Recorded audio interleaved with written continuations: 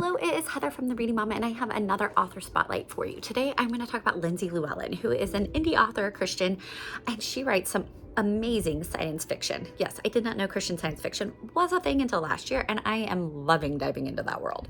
This is my first introduction, and I put off reading it for the longest time because I thought, that seems a bit weird. But let me tell you, it is phenomenal. So in the Chaos Grid, we're following Juniper, who is a young girl in a futuristic Texas where the environment has gone awry. Okay, things have happened, and now people cannot even really survive outside of these little bubble cities. And in that process, Juniper's parents have passed away, and she lives with her aunt and uncle, and we learn some unique things about their career. But along the way, they've moved to a different city, and now they're going to go back to the Plex, the main city for this area. And Juniper doesn't want to go. She's decided, I'm going to run away. I don't want to be part of that. So she joins up with the trucking company to escape her aunt and uncle and their move.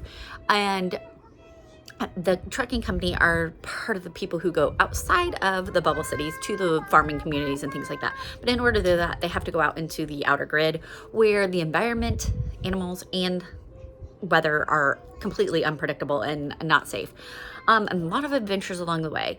I will tell you that this is a completed duology, and in it, we are getting a very much a Jonah story. This is following a Jonah story because our main character, Juniper, does not want to go where she needs to go, but she does feel like she really needs to go there. And as with Jonah, she is eventually going to go to the Plex. Okay, she's going to go to the city that she's supposed to be going to. There are a lot of things going on. There is some shady things going on in the city where the government and the mega companies have started a special drug that really messes with people's minds, and Juniper has a way to help save the people because it is really messing up society. Very dangerous, very bad. But she's afraid to face that future. Anyways, all that aside, I don't want to give anything else away, but I highly recommend it. If you love fast pace, you love science fiction, this is a great dystopian duology. I highly recommend it. There is a very slow burn romance in that you don't really even know there's much of a romance going on. And as far as spice, there's like a kiss, a kiss through both books. Okay, so don't worry about that. But it's wonderful. I will give this to my teens and hopefully get them to read it because it is phenomenal, but I highly recommend it.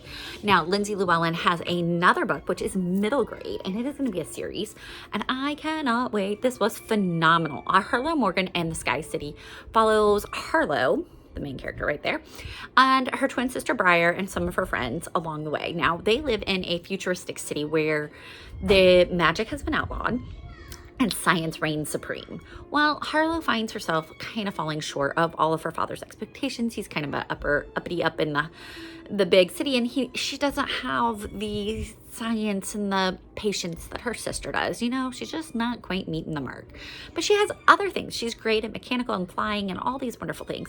Well, first day of school rolls around, and there are some strangers from a estranged country who have come to visit, and Harlow, because of who she is, her father has asked her and her sister to help guide them around. So Harlow is taking them around and learns a little bit about why they're actually in the city. Now you continue to follow Harlow, and why can I not think of the boy's name? He has a name. It's a good name. I don't know. But they follow them around. Let's see here. And try to help them, not Felix. That's one of the other characters. Either way, there's a lot of good characters in here, and they're very wholesome. I loved it. It was a great middle grade read. It's considered steampunk. I have no clue what steampunk is. If you know what it is, let me know, because I have no clue. But they stumble upon some of this magic, and they have to get it to the rightful place for the safety of the city, of course, always.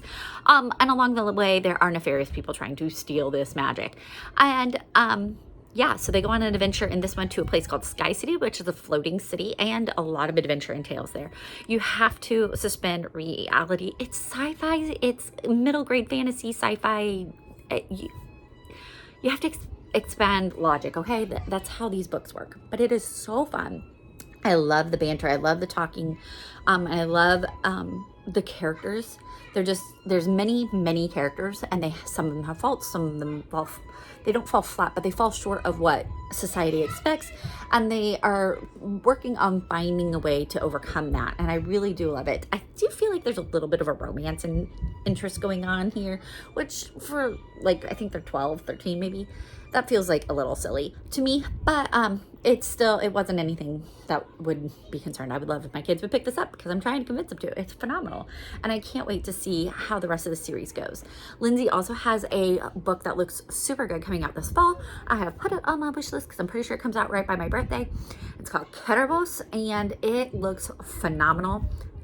I don't know, there's like archaeology and entomology. There's insects. There's a lot going on in time travel. Looks phenomenal. And this is one of those authors that if she writes it, I'm gonna buy it and read it because I have loved all of her books. I love the way she writes. I love her characters. I love the conversations she has, but I also love the inner monologue. I feel like some authors have a hard time balancing the inner monologue with the dialogue, and I feel like Lyndsey does a great job of that. So go check these out. They are phenomenal. Thanks for watching. Have a blessed day.